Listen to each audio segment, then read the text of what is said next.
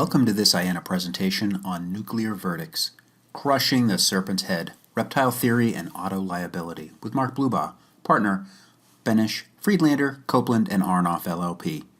Originally presented at IANA's Intermodal Safety Committee meeting on September 25th, 2020. I think as most of you know, I am IANA's outside general counsel, and I also serve as the co-chair of my firm's transportation and logistics practice. So we represent motor carriers and freight brokers and intermediaries, carriers of all kinds in a wide variety of matters. But what I want to talk to you today about is this reptile theory related to nuclear verdicts. So what I'd like to cover is a little bit about the jury verdict trends that the industry has been seeing, and you've already heard a bit about that. I'm going to talk about one of the causes of this trend. There are many different causes, but one is the use of this theory called the reptile theory that the plaintiff's personal injury bar has been using to help drive up jury verdicts. So I'm going to talk about what that theory is, how the plaintiff's personal injury bar is using it, and a little bit about how you as motor carriers can hopefully avoid the implications of the reptile theory. So, a little Indiana Jones there as well, I thought. Let me see if I got control of the screen. Here we go. So this slide covers a number of big dollar jury verdicts that have come down over the last year or two. I'm not going to talk in depth about all these, but I want you to see the numbers because I think sometimes these concrete examples really bring to home the significance of this issue. When you see dollar amounts like $165 million judgment against FedEx, or the California award of $53 million against CRST, which didn't even involve a punitive component, or the Texas jury award of $90 million against Werner, these things start to get your attention.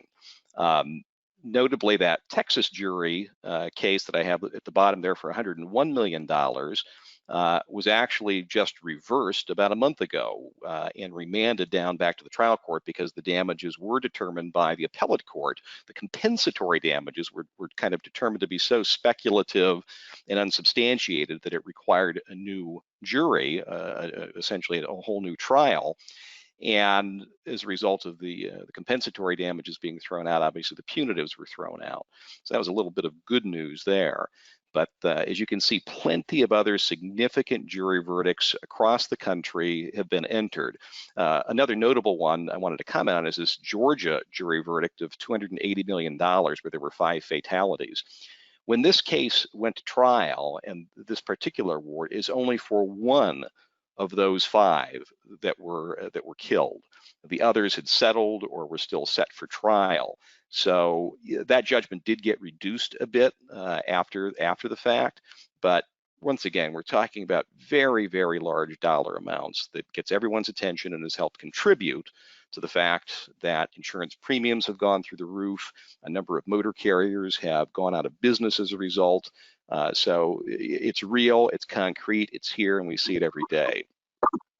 Now, ATRI, which is the American Transportation Research Institute, decided to dive into this a little bit recently. If you step back in time in 2019, the impact of large verdicts on the trucking industry was one of the top research priorities that ATRI decided to pursue based on the needs of the motor carrier industry.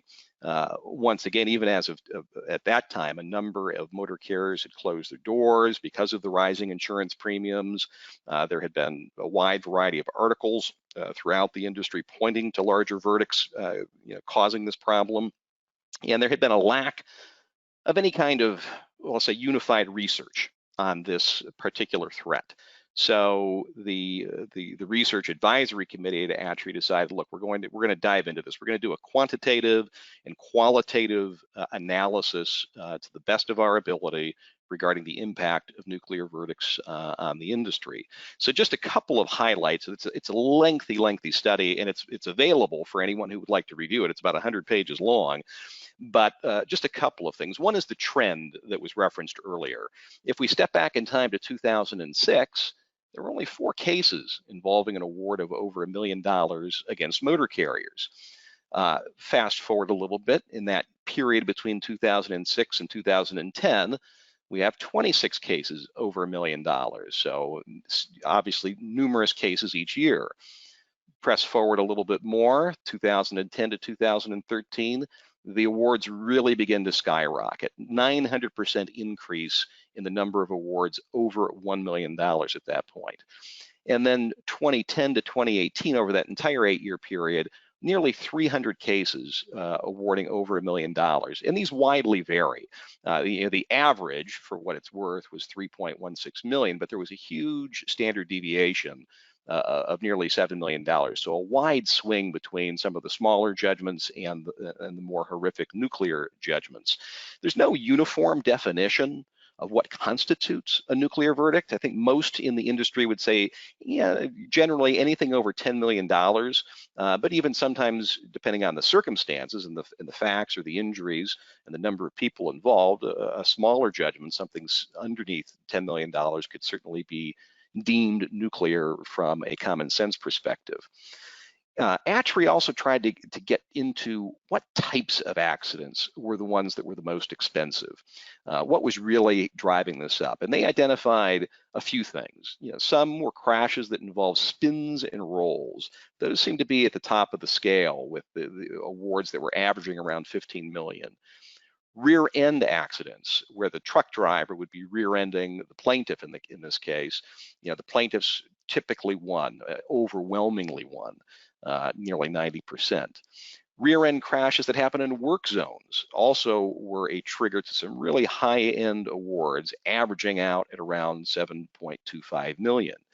There were a lot of other types of findings that ATRI made in the course of its analysis. For instance, traumatic brain injuries. They determined to increase the size of the verdict when controlled for other factors. So if you've got a TBI, it's going to be a big one.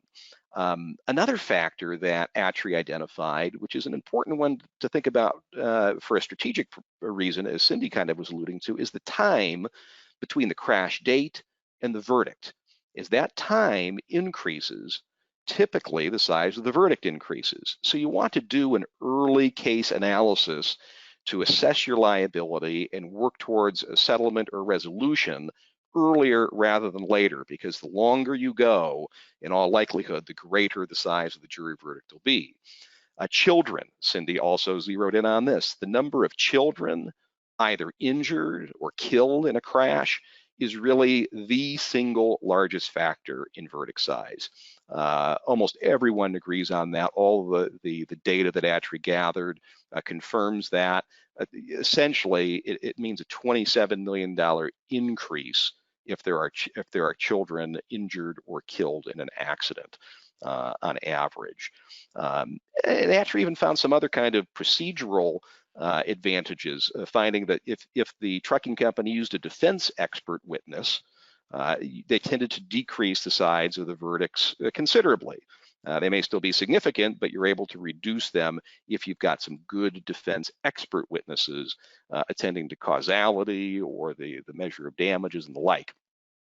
And as you can see on the screen here, there were also some jurisdictions that ATRI identified as being more favorable and less favorable for plaintiffs, and obversely for motor carriers. So, and this is consistent with the examples I had on my earlier slide, Texas and California being very favorable jurisdictions for plaintiffs, New York and Florida also being thrown in there. Tougher jurisdictions, Alabama, Colorado, Kentucky, Pennsylvania.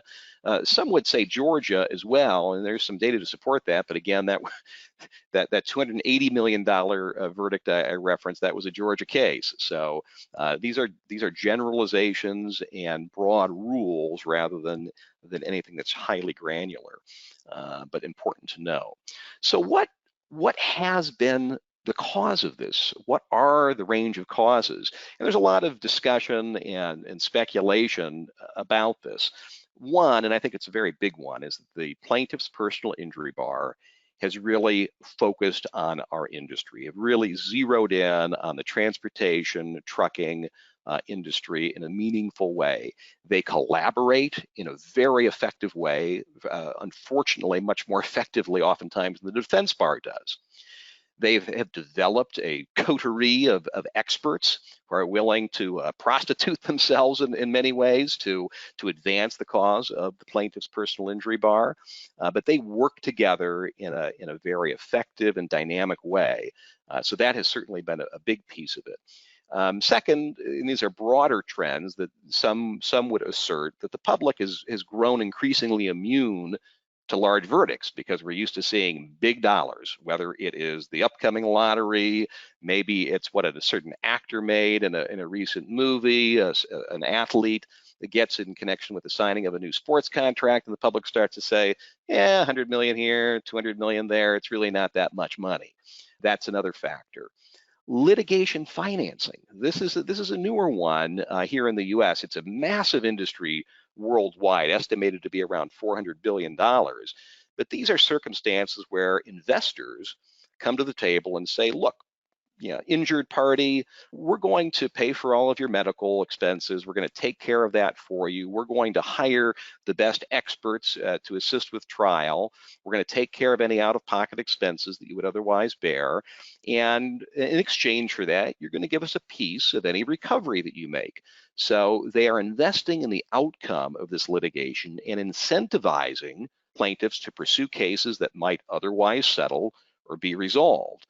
So litigation financing, it's newer to the US, but it does exist, and it's contributed to this trend. And then the final issue, which I'm going to talk at length about through the balance of my time, is the assertion, deployment of what is called the reptile theory. And you've probably heard about it. You may have seen it in the trade press, in the materials that you read. But let me talk about what this really is. This kind of hit the forefront just over 10 years ago when these two guys, David Ball and Don Keenan, published a book, Reptile, the 2009 Manual of the Plaintiff's Revolution. And David Ball is a high-end plaintiff's jury consultant, and Don Keenan is a personal injury lawyer.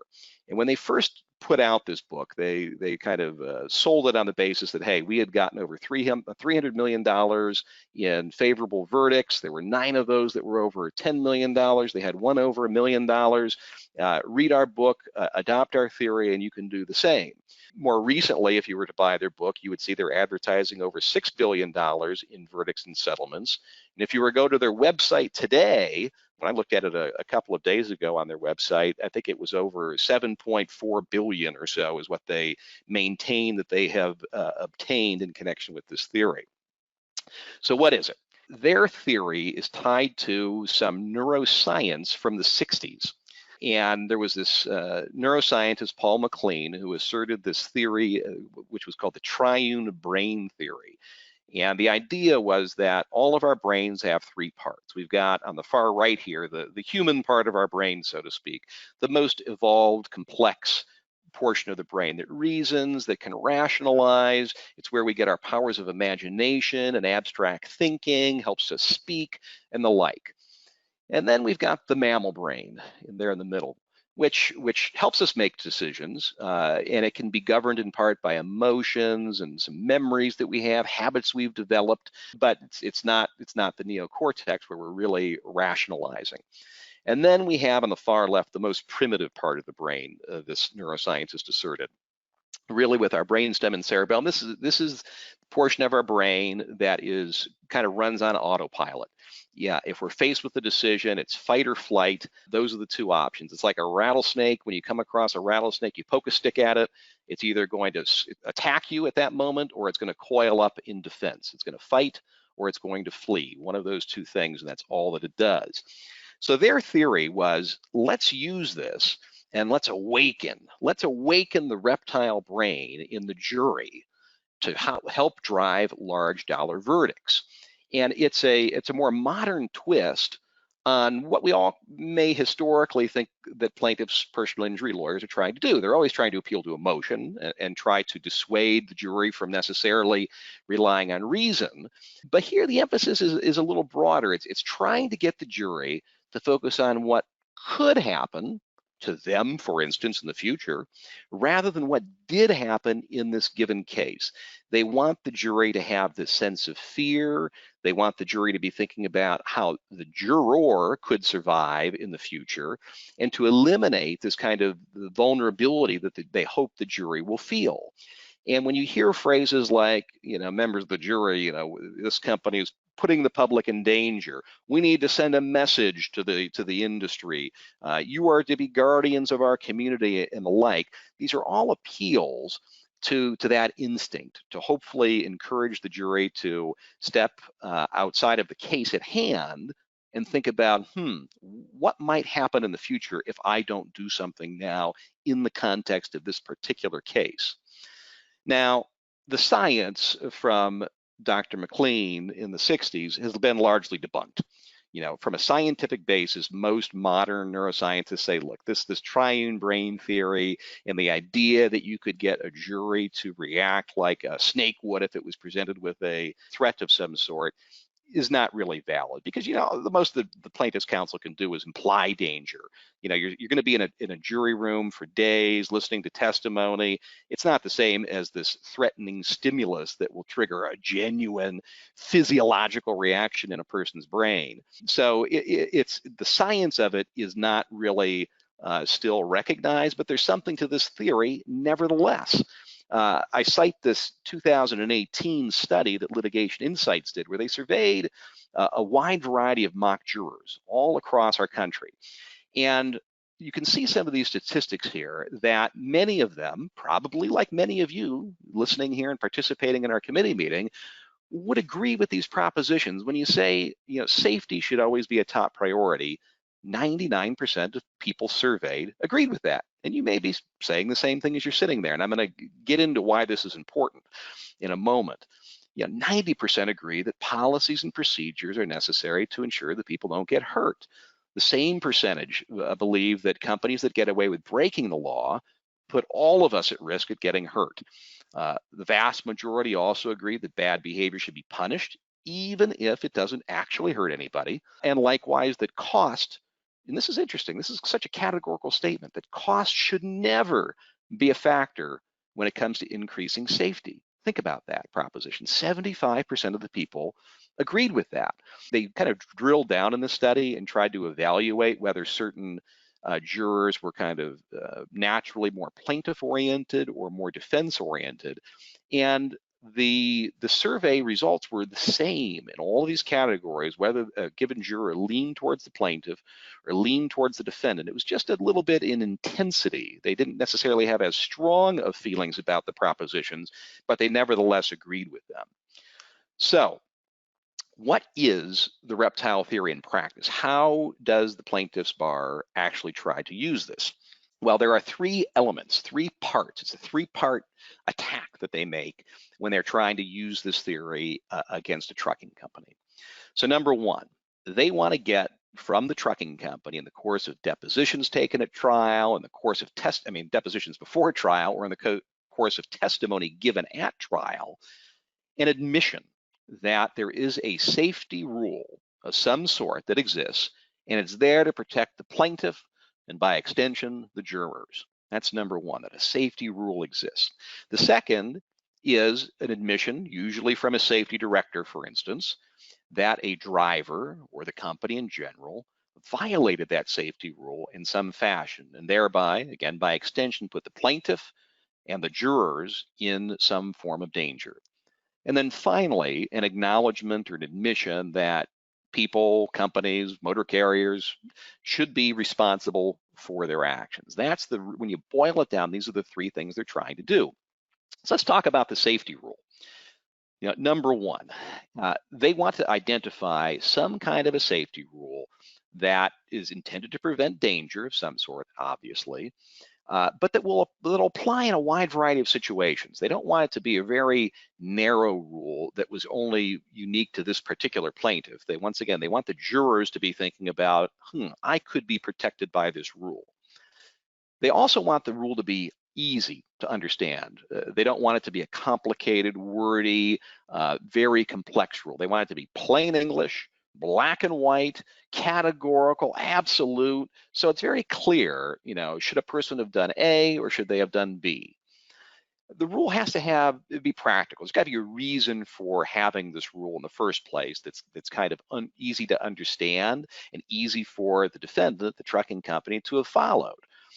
So when you boil that down, they want this rule to the jury to sound like common sense, so that if the trucking company doesn't agree with it, or if the safety manager doesn't agree with it, they sound stupid, they sound dishonest, they sound negligent and careless, and the like. Those are really what they're trying to achieve. So a couple of questions that come up, for instance, in the course of a deposition of a safety director, or maybe while that safety director is on the stand. These are the types of questions that you might hear from a plaintiff's attorney that is well schooled in the reptile theory. So for instance, this first question, you agree, don't you, that safety is the most important duty of a trucking company? You may say to yourself, as you're sitting here, well, yeah, of course, we're safety people. Of course, safety is the number one priority of a trucking company. And that's typically how a deponent would have responded in past years. Now, with proper preparation, there is a more nuanced answer that a witness is trained, if they're properly defended, and if you take the time to prepare, ways that you answer these questions with a little more subtlety that perhaps minimize the likelihood they're going to come back to bite you. So, for instance, instead of just agreeing with this proposition, you might say in response, if you're the safety director, well, I'd say it's one of the most important duties of a trucking company. I'm not sure I agree that it's the only or that it's the most important. After all, the safest position of a truck is in the parking lot with the brakes on. The second you're not in park, there's some danger just because of the existence of the truck and its size on the road. So, there are ways to elaborate, like the next one, where they say, well, safety is the number one priority of the federal motor carrier safety regulations, right? Isn't that the case? Well, if you're a safety director, you might answer, rather than just acknowledging that, admitting it, you might say, well, I wouldn't really know about that. I'm assuming that if it says safety, that would be one of their main purposes, but I'm not really aware of what the detailed basis is for the federal government issuing those rules, other than what it says. Or when they ask, you would agree, wouldn't you, that a trucking company has a duty not to needlessly endanger the motoring public? Isn't that true? Well, the response might be, instead of just acknowledging it right away and saying yes, you might say, well, I would not agree that that's the duty of a motor carrier. I would say that all drivers, whether they're motor carriers or not, have a duty not to needlessly endanger other drivers, but I don't think it's specific to a motor carrier. Something along those lines. These are very different answers than many witnesses have been trained to provide. The simple yes or no's, for instance. This requires a lot of preparation and practice in advance so that you know how to respond to these types of questions when they do arise. Or this next one, you would agree, wouldn't you, that violating a safety rule is never prudent? Again, as you're sitting here listening to that question, imagine somebody asking you that. Your instinct is going to be to say, yeah, I agree with that. But you might give a response like, well, there may be times when, because of the circumstances that a driver faces, he has to violate a safety rule. But for the most part, I would say that that's right, but it would depend on the circumstances. Inevitably, they're going to drill down and say, well, can you give me an example of when it's appropriate to violate a safety rule? And the response might be, well, there are examples given in the regs themselves. If a driver finds himself out of hours, for instance, but is within so many minutes of a stop, he's allowed to go past the time permitted by the hours of service regulations. Or if there's an emergency situation where, in order to not create an unsafe situation, a driver needs to move his rig past his hours in order to avoid an accident, well, then that would be a prudent time when he could violate a safety regulation. Now, as a general rule, I'd say it's not prudent to violate safety regulations, but there could be exceptions to that depending on the circumstances, and kind of leaving that message with them instead. It's a very different way to characterize it. Or when the plaintiffs ask, if a driver fails to follow the FMCSRs, don't they put the public at risk?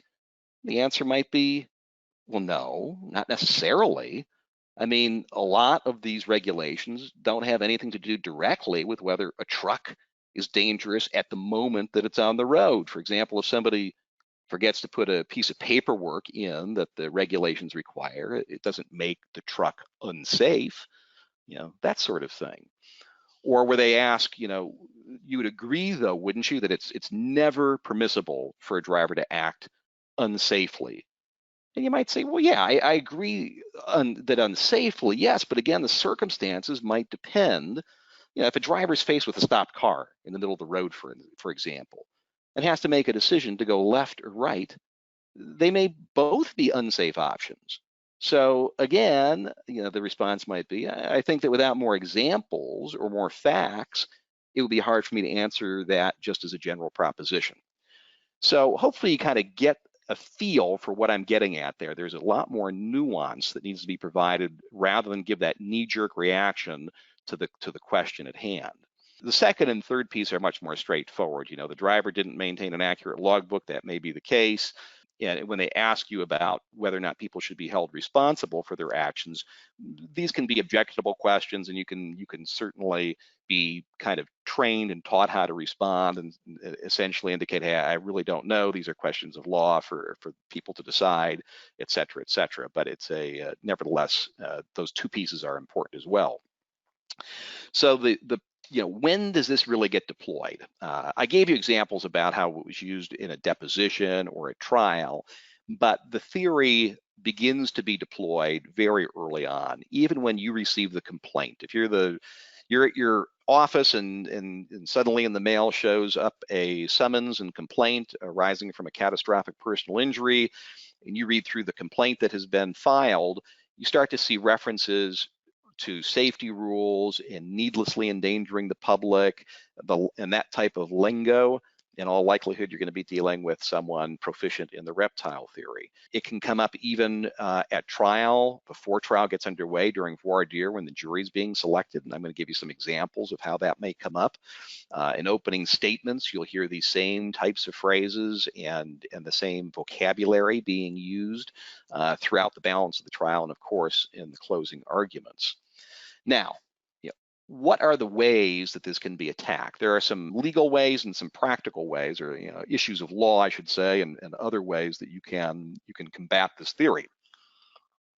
One, and the main thing that your lawyers will be using, is to argue that a lot of this violates what we call the golden rule. And this is the idea that we attorneys are not allowed to tell the jury, put yourselves in the shoes of the plaintiff and imagine what you would want in order to determine what you should award in this case. That violates the law.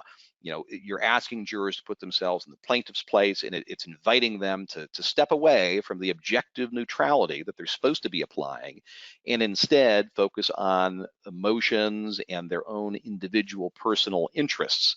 So, judges will sometimes be receptive to this argument.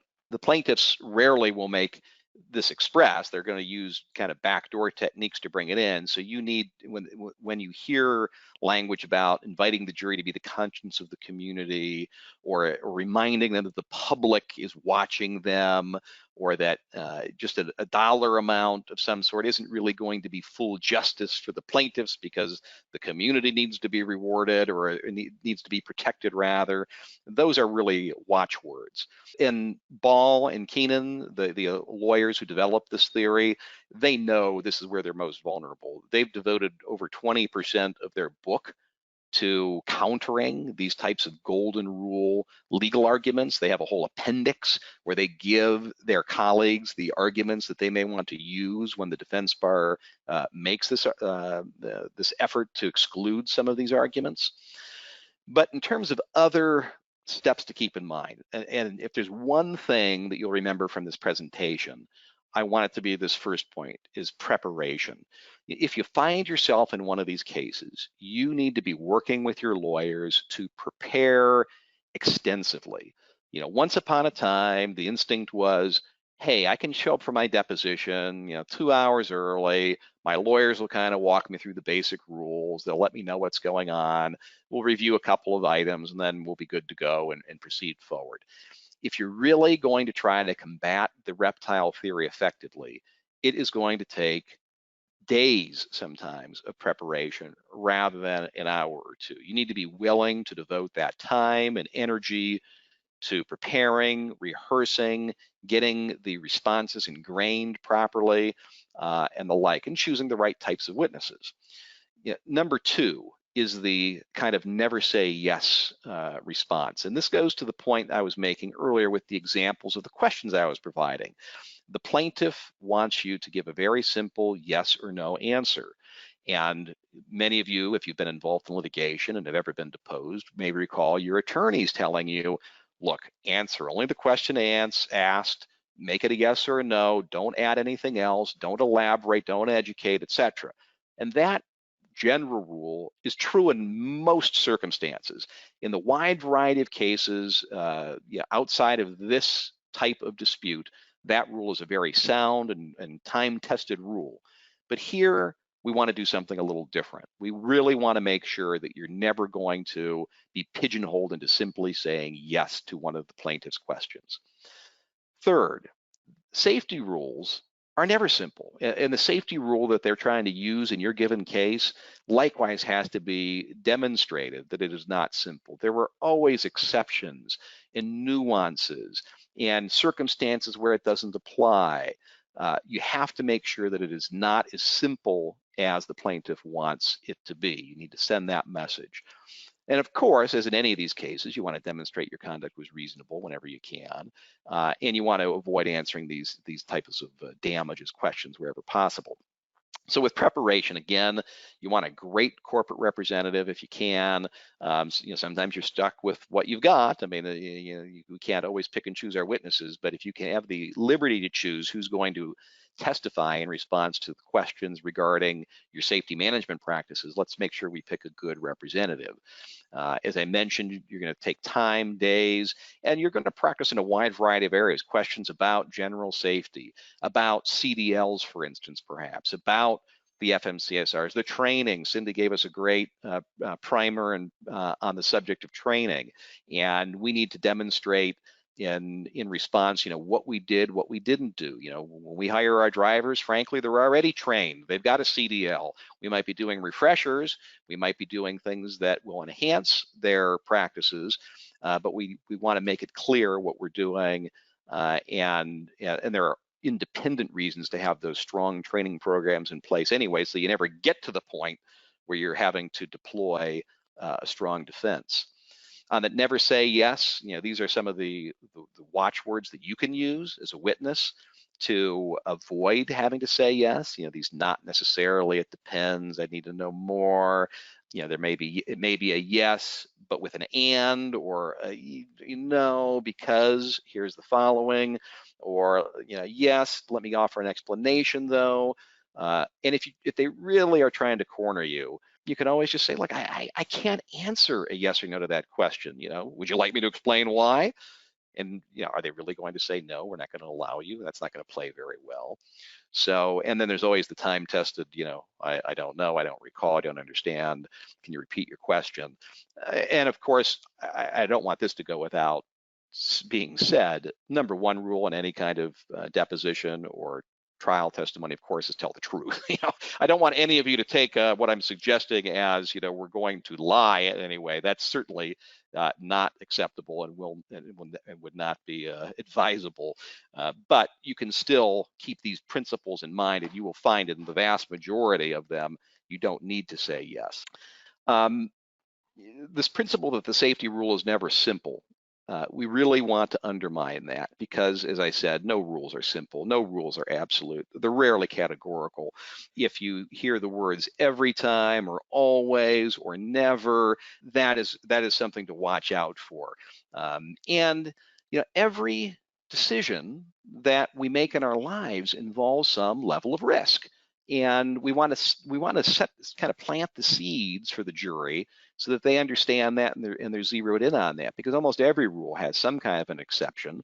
We talked about safety being the top priority. I mean, you all have safety as a top priority, undoubtedly, but you also have to pay taxes, you have to compensate employees, you meet your customers' demands, you're planning for the future. If there's no business, there's no jobs, and the business simply doesn't exist. So that can be trouble. This notion that your conduct was reasonable, you recall that was my fourth point. You always want to ensure that you're sending the message that you acted reasonably, because they want your opponent is trying to discourage the jury from thinking about that issue. They want the jury to say, throw out this question about whether or not the trucking company was reasonable. Replace that question with, did they violate a safety rule? And if they violated the safety rule, find them guilty, find against them, enter the judgment. Whereas you're trying to say, no, jury, the test is, did we act reasonably or not? Apply your analysis to that. Try to undermine the fact that the plaintiff is trying to demonstrate you've been unreasonable. Your drivers are trained. These regulations are based on generalizations.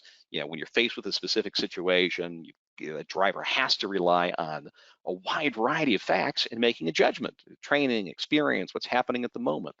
Here are some of those examples I referred to in voir dire that a plaintiff's personal injury lawyer who's proficient in the reptile theory may be using.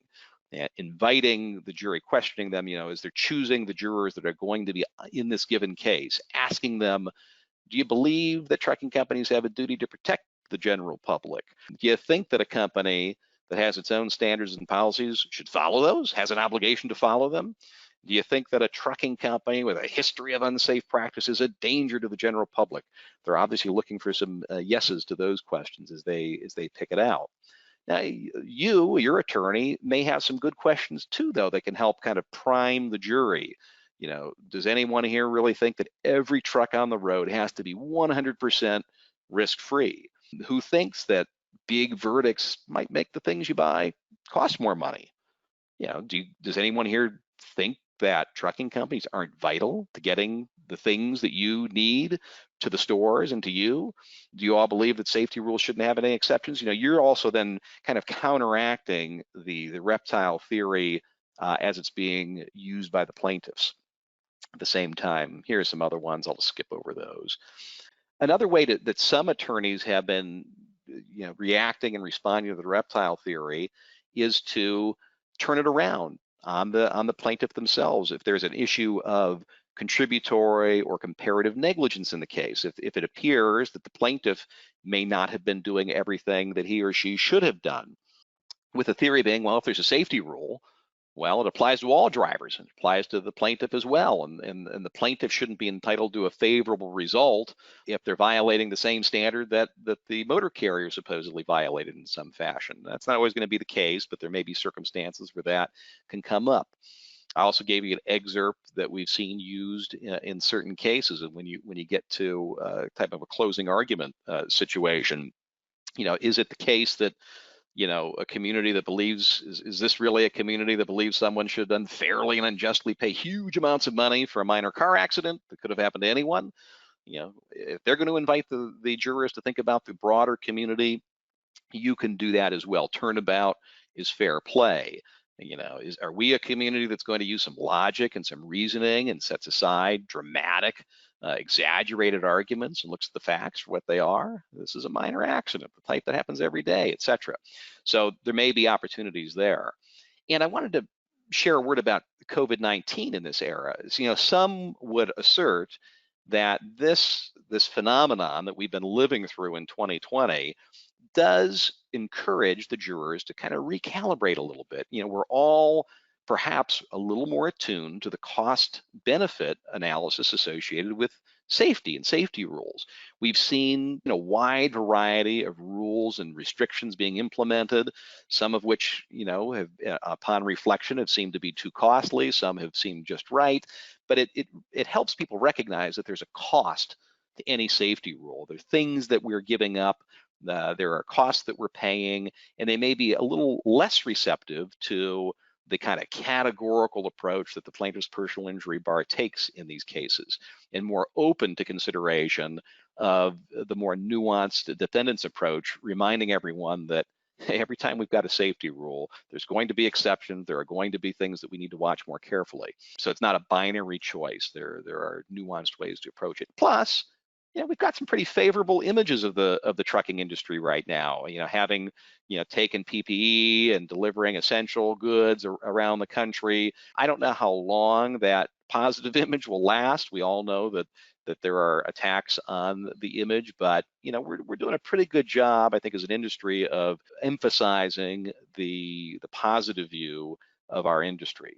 And so this may present some settlement opportunities as well as a final point, because courts around the country aren't moving all that quickly. Many jurisdictions, there were lengthy stays put on court dockets where cases were not moving forward, and that's still the case. And so a plaintiff may be thinking, well, do I really want to wait another year or two and go through appeals and all the like, or should I settle now and get some money in my pocket and put this thing to bed? So this might be an opportune time, if you find yourself in one of these cases, to try to resolve it now, while there's a further incentive on the part of the plaintiff to do so. The final point that I wanted to make is just a little bit about some proactive corporate governance. And this is just a structural issue. There's a lot of you may have businesses where you've got, 8 or 9 or 10 different business units that are each engaged in a variety of service offerings. Maybe you've got a trucking company, you're doing a warehousing business, you've got some freight brokerage, you've got equipment rental, you've got some other, maybe you've got a maintenance and repair business, whatever it may be. And perhaps you're not following the corporate formalities as well as you should. And if there is an accident that happens as a result of something that the trucking entity did, you want to ensure that the rest of your enterprise, where you built up your wealth and your assets, is not going to be exposed. So, these are just some general principles to keep in mind. If you've got a wide variety of affiliates, you want to ensure that you're following those corporate formalities, and you're trying to create a degree of separation where you can. This doesn't mean that it's going to be impenetrable, that a plaintiff won't be able to pierce the corporate veil, so to speak, and get to other sources of wealth within your larger commercial enterprise. But they are, at the very least, hurdles that are thrown up and obstacles that will need to be overcome. So if you've got a board on entity X, they shouldn't be identical to the board of directors for entity Y. The officers should be different as well. Try to have different management personnel where you can. Watch how you're filing your tax returns. Ensure that those corporate meeting books and the like are being handled independently. In a perfect world, and I know we don't live in the perfect world, you'd have names that are slightly different for these different business enterprises, you'd have different offices and phone numbers and email addresses and the like. I know this is not always doable, and some of these factors are less important than others, but if it's something that is doable, think about whether or not you might be able to implement some of these practices to help further protect your business in the event that you get pulled into one of these cases that could present a nuclear verdict. And if you're sharing assets in space, which is common and not unheard of, just make sure that you're memorializing that, and there's some kind of an argument that you have a market-based arm's length agreement in place for shared services, so that you can demonstrate that we're using the same office space, but one entity is paying the other, just like we would if we were independent third parties. So just a little bit of advice on that front. So a couple common sense things as we wrap up. Don't cut corners on safety. There's not much more to be said on that, but that's clearly the easiest way to avoid getting in these situations in the first place. I'd love to be able to say, avoid these certain types of accidents, but we all know that circumstances are what they are. But if you can implement the further training, as Cindy was alluding to try to minimize the likelihood of some of those high impact types of accidents, the spins and rolls, for instance, all the better. And the notion, again, as I indicated earlier, that if you settle early, you're probably going to pay less, settle for a fair amount, and just wrap this thing up and put a bow on it. So let me pause there. I know I unloaded a lot on you, maybe like drinking from a fire hose, but between Cindy and I, we're happy to answer any questions that you may have. If you think of any after the fact, we'd be happy to send you in the right direction. All right. Well, thank you guys. I really appreciate that. That was tremendous. I want to thank our year-long sponsors. They go above and beyond for the organization and help fund a lot of our activities throughout the year. Our educational programming, for sure, and a lot of our community activities are funded through the generous support of our annual year-long sponsors. So all of those folks really support us. So we appreciate that, and we want to thank them for the help that they give us. And with that, I would like to wrap up. Take care, everyone.